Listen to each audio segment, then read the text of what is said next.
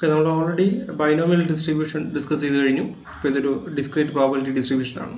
ഇന്ന് നമ്മൾ ഡിസ്കസ് ചെയ്യാൻ പോകുന്നത് ഈ ഒരു കേസിൽ ബൈനോമിയൽ ഡിസ്ട്രിബ്യൂഷൻ്റെ കേസിൽ എങ്ങനെയാണ് നമുക്ക് അതിൻ്റെ മൊമെൻറ്റ് ജനറേറ്റിംഗ് ഫംഗ്ഷൻ കാൽക്കുലേറ്റ് ചെയ്യുന്നത്, ഏത് രീതിയിലാണ് നമ്മൾ അതിൻ്റെ മൊമെൻറ്റ് ജനറേറ്റിംഗ് ഫംഗ്ഷൻ കാൽക്കുലേറ്റ് ചെയ്യുന്നുള്ളതാണ്. മൊമെൻറ്റ് ജനറേറ്റിംഗ് ഫംഗ്ഷൻ്റെ കേസിലുള്ള ജനറൽ ഇക്വേഷൻസ് നമ്മൾ ഓൾറെഡി ഡിസ്കസ് ചെയ്തതാണ്. അത് നിങ്ങൾക്ക് ഓർമ്മ ഉണ്ടാകുന്ന കരുതുന്നു. ഇന്നിപ്പോൾ നമ്മൾ ഒരു ബൈനോമിയൽ ഡിസ്ട്രിബ്യൂഷൻ്റെ കേസിലുള്ള മൊമെൻറ്റ് ജനറേറ്റിംഗ് ഫംഗ്ഷനാണ് നമ്മൾ എങ്ങനെയാണ് നമ്മൾ അതിലേക്ക് എത്തിച്ചേരുന്നുള്ളത് നമ്മൾ ഡിസ്കസ് ചെയ്യുന്നത്.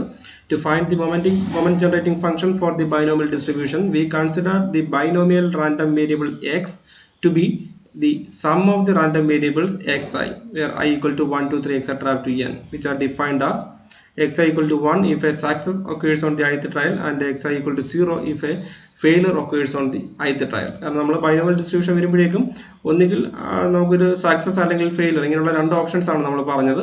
അപ്പോൾ അത് ഇതിൻ്റെ കോംപ്ലിമെൻ്ററി ആണ്. അതുകൊണ്ട് തന്നെ നമുക്ക് പി പ്ലസ് ക്യൂവിൻ്റെ വാല്യൂ എന്ന് പറഞ്ഞാൽ 1 ആണ്. അപ്പോൾ ഇവിടെ നിങ്ങളൊരു ട്രയൽ കൺസിഡർ ചെയ്യുമ്പോഴേക്കും ith ട്രയലിൽ സക്സസ് ആവണമെങ്കിൽ നമ്മൾ എക്സയുടെ വാല്യൂ എത്ര ആയിട്ട് എടുക്കുന്നു? 1 ആയിട്ട് എടുക്കുന്നു. അതല്ല ഫെയിലർ ആണെങ്കിൽ നമ്മൾ അതിൻ്റെ വാല്യൂ 0 ആയിട്ട് എടുക്കുന്നു. അങ്ങനെയാണെങ്കിൽ നമ്മളുടെ മൊമെൻറ്റ് ജനറേറ്റിംഗ് ഫംഗ്ഷൻ ആ ഒരു പർട്ടിക്കുലർ കേസിൽ ith കേസിലുള്ള മൊമെൻറ്റ് ജനറേറ്റിംഗ് ഫംഗ്ഷൻ എന്ന് പറഞ്ഞാൽ നമ്മളിത് ടിയുടെ ഫംഗ്ഷൻ ആയിട്ടാണ് നമ്മൾ എഴുതുന്നത്. അപ്പോൾ അതുകൊണ്ട് it will be expectation of e raised t x i. അപ്പോൾ ഇതിൻ്റെ വാല്യൂ എത്രയായിരിക്കും? It will be equal to e raised. അപ്പോൾ നമ്മൾ എഴുതുമ്പോഴത്തേക്കും നിങ്ങളുടെ ഫെയിലർ ആണെങ്കിൽ നമ്മൾ അതിനെ 0 ആയിട്ട് റെപ്രസെൻറ്റ് ചെയ്യുന്നു. അപ്പോൾ അതുകൊണ്ട് ഫെയിലർ വരുവാണെങ്കിൽ നമുക്കിതിനെ 0 ഇൻറ്റു ടി എന്ന് എഴുതാം. ഇൻറ്റു നമ്മളിവിടെ ഇതിൻ്റെ പ്രോബബിലിറ്റി, നമ്മളൊരു വെയ്റ്റഡ് സമാണ് നമ്മളിവിടെ മൊമെൻറ്റ് ജനറേറ്റിംഗ് ഫംഗ്ഷൻ എടുക്കുമ്പോഴേക്കും വെയ്റ്റഡ് സമാണ് പറയുന്നത്. ഇതിൻ്റെ പ്രോബബിലിറ്റി എന്ന് പറഞ്ഞാൽ probability of x equal to x ഐയുടെ വാല്യൂ 0 ആകാനുള്ള പ്രോബബിലിറ്റി എത്രയാണെന്ന് നമ്മൾ നോക്കേണ്ടി വരും. ഇതുപോലെ അടുത്ത് വരുമ്പോഴേക്കും ഈ റേസ്റ്റ് ഇനി അടുത്ത ഓപ്ഷൻ ഏതാണ്? ഒന്നുകിൽ ഇത് സക്സസ് ആകാം അല്ലെങ്കിൽ ഫെയിൽ ആകാം. ഫെയിൽ ആകുമ്പോഴേക്കും നമ്മൾ 0 എടുക്കുന്നു, സക്സസ് ആണെങ്കിൽ 1 എടുക്കുന്നു. അപ്പോൾ സക്സസ് ആണെങ്കിൽ നമുക്കിവിടെ 1 കൊടുക്കാം. അപ്പോൾ 1 ഇൻറ്റു ടി ആണ് ഇവിടെ വരുന്ന പ്രോബബിലിറ്റി എന്ന് പറഞ്ഞാൽ probability of x i equal to 1 ആകാനുള്ള പ്രോബബിലിറ്റിയാണ് നമ്മളിവിടെ നോക്കുന്നത്. അപ്പോൾ നമുക്കിതിനെ അപ്പോൾ എങ്ങനെ എഴുതാം? ഈ റേസ്റ്റ് 0 ടി എന്ന് പറഞ്ഞാൽ 1 തന്നെയാണ്. അപ്പം probability of x i equal to 0, അതായത് ഫെയിലറിനുള്ള പ്രോബബിലിറ്റിയെ നമ്മൾ എത്രയായിട്ടാണ് ട്രീറ്റ് ചെയ്തത്? ക്യൂ ആയിട്ടാണ് എടുത്തത് ജനറൽ ഇക്വേഷൻ. അപ്പോൾ ഇതുപോലെ നിങ്ങൾ ഇവിടെ വരുമ്പോഴേക്കും ഇതെന്താണ്? ഇത് ഇ റൈസ്ഡ് ടി ആണ്. സക്സസിനുള്ള പ്രോബബിലിറ്റി നമ്മൾ എത്രയായിട്ടാണ് എടുത്തത്? സ്മോൾ ലെറ്റർ പി വെച്ചിട്ടാണ് നമ്മൾ റെപ്രസെൻറ്റ് ചെയ്യുന്നത്. അപ്പോൾ അതുകൊണ്ട് തന്നെ നമുക്കിതിനെ എങ്ങനെ എഴുതാം? P e raised t plus q. അപ്പോൾ ഇതാണ് നമ്മളുടെ ഈ ഒരു ith ട്രയലിൻ്റെ കേസിലുള്ള അതിൻ്റെ നമ്മൾ ജനറേറ്റിംഗ് ഫംഗ്ഷൻ്റെ കേസാണ് നമ്മളിവിടെ എഴുതിയത്. അപ്പോൾ നമ്മൾ മൊമെൻറ്റ് ജനറേറ്റിംഗ് ഫംഗ്ഷൻ എന്ന് പറയുമ്പോഴേക്കും നമ്മൾ ഈ ഒരു ടോട്ടൽ ഡിസ്ട്രിബ്യൂഷൻ്റെ കേസിലാണ് നമ്മൾ ഡിഫൈൻ ചെയ്യുന്നത്. അപ്പോൾ അതുകൊണ്ട് നമ്മുടെ ജനറൽ മൊമെൻറ്റ് ജനറേറ്റിംഗ് ഫംഗ്ഷൻ എന്ന് പറഞ്ഞാൽ it is A function of T. അപ്പോൾ നമ്മളതിനെ റെപ്രസെൻറ്റ് ചെയ്യുന്നത് expectation of e raised t x ആണ്. എക്സ് എന്ന് പറഞ്ഞാൽ നമ്മുടെ റാൻഡം വേരിയബിൾ ആണ്. അപ്പോൾ അതെന്ന് പറഞ്ഞാൽ എന്തായിരിക്കും? നിങ്ങൾ ഇത്തരത്തിലുള്ള ഇൻഡിവിജ്വൽ ആയിട്ടുള്ള ട്രയൽസിൻ്റെ കേസിൽ കാൽക്കുലേറ്റ് ചെയ്യുന്നു, അതിൻ്റെ പ്രോഡക്റ്റ് ആയിരിക്കും നമ്മുടെ ടോട്ടൽ മൊമെൻറ്റ് ജനറേറ്റിംഗ് ഫംഗ്ഷൻ എന്ന് പറയുന്നത്. അപ്പോൾ അതുകൊണ്ട് നമുക്ക് വേണമെങ്കിൽ ഇതിനെ പൈ ഐ, അതായത് ഐയുടെ വാല്യൂ 1 to n വേരി ചെയ്യണം.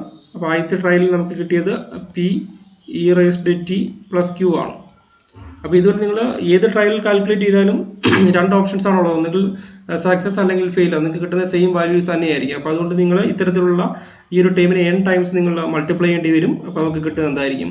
It will be p e raised t plus q the whole raised n ആയിരിക്കും. അപ്പോൾ ഇതാണ് നമ്മളൊരു ബൈനോമിയൽ ഡിസ്ട്രിബ്യൂഷൻ്റെ കേസിലുള്ള മൊമെൻറ്റ് ജനറേറ്റിംഗ് ഫംഗ്ഷൻ്റെ ജനറൽ എക്സ്പ്രഷൻ എന്ന് പറയുന്നത്.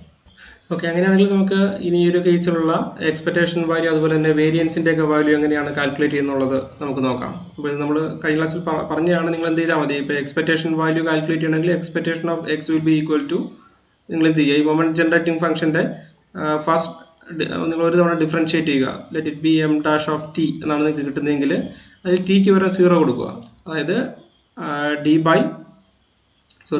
ഡോ by do t of expectation of e raised t x at t equal to 0. ഇതാണ് നമ്മുടെ എക്സ്പെക്ടേഷൻ ഓഫ് എക്സ് എന്ന് പറയുന്നത്.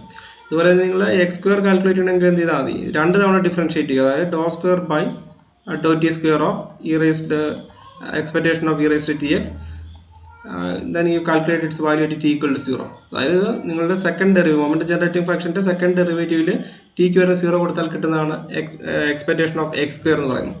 ഇതുപോലെ നിങ്ങൾക്ക് ഹയർ മൊമെൻറ്റ്സും കാൽക്കുലേറ്റ് ചെയ്യാവുന്നതാണ്. വേരിയൻസ് എന്ന് പറയുന്നത് വേരിയൻസിൻ്റെ ഇക്വേഷൻ എന്തായിരുന്നു? Expectation of x square minus X ആണ്.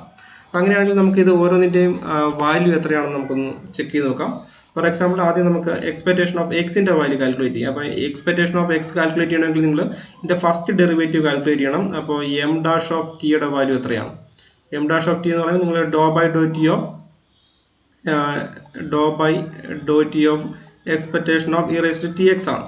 നിങ്ങളിതിൻ്റെ ഫസ്റ്റ് ഡെറിവേറ്റീവ് എടുക്കുമ്പോഴേക്കും എക്സ് റേസ് ടു എൻ എന്നുള്ള ഫോമിലാണ്. അപ്പോൾ നമുക്ക് n x raised n minus 1 ആണ് നമ്മുടെ ഡെറിവേറ്റീവ് എന്ന് പറയുന്നത്. പക്ഷേ ഇവിടെ വന്നിരിക്കുന്നത് p e raise to t plus q ആയതുകൊണ്ട് നിങ്ങൾ ഇതിൻ്റെ ഡെറിവേറ്റീവ് എടുക്കുന്നു. പി ഇ റേസ് ടു ടിയുടെ derivative p e raise to t തന്നെയാണ്. ക്യൂ എന്നുള്ള കോൺസ്റ്റൻ്റ് ആണ്, അതിൻ്റെ ഡെറിവേറ്റീവ് 0 ആണ്. അപ്പോൾ ഇതാണ് നമ്മളുടെ ഫസ്റ്റ് ഡെറിവേറ്റീവ് എന്ന് പറയുന്നത്. അങ്ങനെയാണെങ്കിൽ എക്സ്പെക്ടേഷൻ ഓഫ് എക്സിൻ്റെ വാല്യൂ എത്രയാണ്?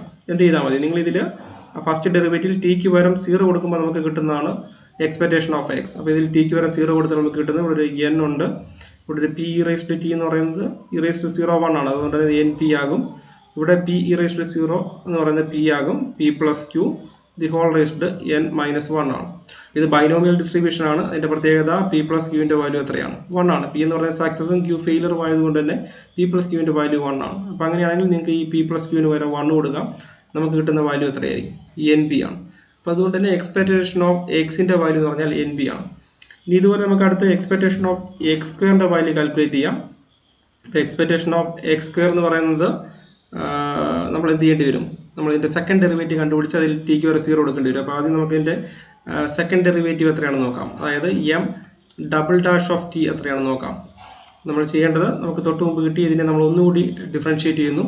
പക്ഷേ ഇവിടെ നിങ്ങൾ ശ്രദ്ധിക്കേണ്ടത്, ഇവിടെ ഇപ്പോൾ നിങ്ങൾ വിത്ത് റെസ്പെക്ട് ടൈമിലാണ് ഡിഫറൻഷ്യേറ്റ് ചെയ്യുന്നത്. അപ്പം വിത്ത് റെസ്പെക്ട് ടു ടിയിലാണ് ഡിഫറൻഷ്യേറ്റ് ചെയ്യുന്നത്. അപ്പോൾ അതുകൊണ്ട് തന്നെ ഇതിൽ എന്നും പിയും കോൺസ്റ്റൻ്റ് ആണ്. പക്ഷേ ഇതും ഇ റേസ് ടു ടിയുടെ ഒരു ഫംഗ്ഷൻ, ഇവിടെ p e raise to t plus ക്യൂവിൻ്റെ ഒരു ഫംഗ്ഷൻ. അപ്പോൾ നിങ്ങൾ ഡിഫറൻസിയേഷൻ ബൈ പാർട്സ് ചെയ്യേണ്ടി വരും. അപ്പോൾ എന്നും പിയും കോൺസ്റ്റൻ്റ് ആണ്. അപ്പോൾ എൻ പി ഞാൻ ആദ്യം ഇ റേസ് ടു ടി ആണ് ഡിഫറൻഷ്യേറ്റ് ചെയ്യുന്നതെങ്കിൽ it will be e raise to t തന്നെയാണ് ഡിഫറൻഷ്യൽ. അടുത്ത ഫംഗ്ഷൻ ഞാൻ അതുപോലെ എഴുതുന്നു, p e raise to t plus q raised n minus 1. അടുത്ത കേസിൽ ഞാൻ ഫസ്റ്റ് പാർട്ട് അതുപോലെ എഴുതുന്നതാണ്, n p e raise to t. Second ഉള്ള ഈ ഒരു ഫംഗ്ഷനെ ഡിഫറൻഷ്യേറ്റ് ചെയ്യുന്നു. ഡിഫറൻഷ്യേറ്റ് ചെയ്യുമ്പോൾ ഇവിടെ n minus 1 p e raise to t plus q raised n minus 2 ആകും. ഇവിടെ അകത്ത് വന്നതിൻ്റെ ഡിഫറൻഷ്യൽ എന്ന് പറയുന്നത് p e raise to t ആണ്. അപ്പോൾ ഇനി നിങ്ങൾ expectation of x square calculate ചെയ്യണമെങ്കിൽ എന്ത് ചെയ്താൽ മതി? നിങ്ങളിപ്പം കാൽക്കുലേറ്റ് ചെയ്യുന്ന സെക്കൻഡ് ഡെറിവേറ്റീവ് ടിക്ക് വരെ 0 കൊടുക്കുക. 0 കൊടുക്കുമ്പോഴേക്കും ഈ ഫസ്റ്റ് ഫംഗ്ഷൻ ഇത് എൻ പി ഉണ്ട്, ഇ റേസ് ടു 0 1 ആണ്. ഇവിടെ വരുമ്പോഴേക്കും ഇത് p plus q raised n minus 1 ആകും, ഇ റേസ് ടു 0 1 ആണ്. അടുത്ത സെക്കൻഡ് ടൈമിലേക്ക് വരുമ്പോഴേക്കും ഇവിടെ എൻ ബി, ഇത് ഇ റേസ് ടു 0 1, ഇവിടെ ഇ റേസ് ടു 0 1. അപ്പോൾ ഇവിടെ എൻ പി ഇൻറ്റു പി എന്ന് പറഞ്ഞാൽ എൻ പി സ്ക്വയർ ആയി. അപ്പോൾ എൻ പി സ്ക്വയർ, ഇവിടെ എൻ ഇൻറ്റു ഇവിടെ ഒരു എൻ മൈനസ് 1 കൂടിയുണ്ട്. അപ്പോൾ എൻ ഇൻറ്റു എൻ മൈനസ് 1, ഇവിടെ പി ഇൻറ്റു പി എന്ന് പറഞ്ഞാൽ എത്രയാണ്? പി സ്ക്വയർ ആണ്. ഇനി ഇതിനടുത്ത് അകത്ത ടൈം ഇ റേസ് ടു 0 1 ആണ്. അപ്പോൾ അതുകൊണ്ട് നമുക്ക് കിട്ടുന്നത് p plus q the whole raised n minus 2 ആണ്. Or you can write as n p. നമുക്കറിയാം ബൈനോമിയൽ ആയതുകൊണ്ട് പി പ്ലസ് ക്യൂവിൻ്റെ വാല്യൂ 1 ആണ്, അതുകൊണ്ട് തന്നെ ഇത് എൻ പി ആകും.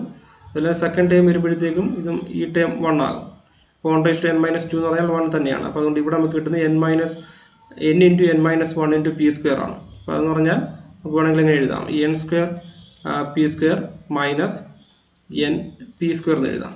അകത്തേക്ക് മൾട്ടിപ്ലൈ ചെയ്യുകയാണെങ്കിൽ ഇത് N square p square minus n p square ആകും. അപ്പോൾ ഇതാണ് എക്സ്പെക്ടേഷൻ ഓഫ് എക്സ് സ്ക്വയറിൻ്റെ വാല്യൂ. അങ്ങനെയാണെങ്കിൽ നമുക്ക് ഇതിൽ നിന്ന് വേരിയൻസിൻ്റെ വാല്യൂ കാൽക്കുലേറ്റ് ചെയ്യാം. വേരിയൻസ് എന്ന് പറയുന്നത് സിഗ്മ സ്ക്വയർ എക്സ് ആണ്. അപ്പോൾ സിഗ്മ സ്ക്വയർ എക്സിൻ്റെ വാല്യൂ എന്ന് പറഞ്ഞാൽ എത്രയാണ്?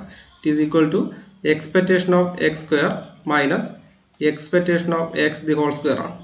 അപ്പോൾ എക്സ്പെക്ടേഷൻ ഓഫ് എക്സ് സ്ക്വയർ നമുക്ക് കിട്ടിയത് n p plus n square p square minus n p square ആണ്. മൈനസ് എക്സ്പെക്ടേഷൻ എക്സ് നമ്മളിവിടെ കാൽക്കുലേറ്റ് ചെയ്തിട്ടുണ്ട് എൻ പി ആണ്. അപ്പോൾ അതിൻ്റെ സ്ക്വയർ എന്ന് പറയുമ്പോഴേക്കും എൻ സ്ക്വയർ പി സ്ക്വയർ ആകും. അപ്പം ഈ രണ്ട് ടേംസ് ക്യാൻസലായി പോകും. ബാക്കിയുള്ളത് N P minus n p square ആണ്. വേണമെങ്കിൽ നമുക്കൊരു എൻ പി കോമൺ എടുക്കാം. എൻ പി കോമൺ എടുത്താൽ നമുക്ക് കിട്ടുന്നത് N P into 1 minus P ആണ്. അപ്പോൾ 1 മൈനസ് പി എന്ന് പറഞ്ഞാൽ പി പ്ലസ് ക്യൂ 1 ആയതുകൊണ്ട് തന്നെ 1 മൈനസ് പി എന്ന് പറഞ്ഞാൽ ക്യൂ ആണ്. നമുക്ക് കിട്ടുന്നത് എൻ പി ക്യൂ ആണ്. ഇതാണ് നമ്മളുടെ വേരിയൻസിൻ്റെ ഇക്വേഷൻ. അപ്പം എക്സ്പെക്ടേഷൻ വാല്യൂ എൻ പി കിട്ടുന്നു, വേരിയൻസിൻ്റെ വാല്യൂ എൻ പി ക്യൂ കിട്ടുന്നു. അങ്ങനെയാണെങ്കിൽ നിങ്ങൾക്ക് നോക്കി അറിയാൻ പറ്റും, നമ്മളൊരു for a given value of n the variance will be maximum when p equal to q അല്ലേ. അപ്പോൾ അതുകൊണ്ട് പി ഈക്വൽ ടു ക്യൂ ആകുമ്പോഴേക്കും പി പ്ലസ് ക്യൂ 1 ആയതുകൊണ്ട് പി ഈക്വൽ ടു ക്യൂ ആകുമ്പോൾ രണ്ടിൻ്റെ വാല്യൂ എത്ര ആയിരിക്കും? 1/2 ആയിരിക്കും. അപ്പോൾ അതുകൊണ്ടൊരു for a given value of n the variance will be maximum when p equal to q equal to 1/2. ഈ രീതിയിലാണ് നമ്മൾ മൊമെന്റ് ജനറേറ്റിംഗ് ഫംഗ്ഷൻ കാൽക്കുലേറ്റ് ചെയ്യുന്നത്. ഈ മൊമെന്റ് ജനറേറ്റിംഗ് ഫംഗ്ഷൻ വെച്ചുകൊണ്ട് നമുക്കതിൻ്റെ ഹയർ മൊമെന്റ്സോ അതുപോലെ തന്നെ വേരിയൻസോ ഒക്കെ നമുക്ക് വളരെ എളുപ്പത്തിൽ കാൽക്കുലേറ്റ് ചെയ്യാം.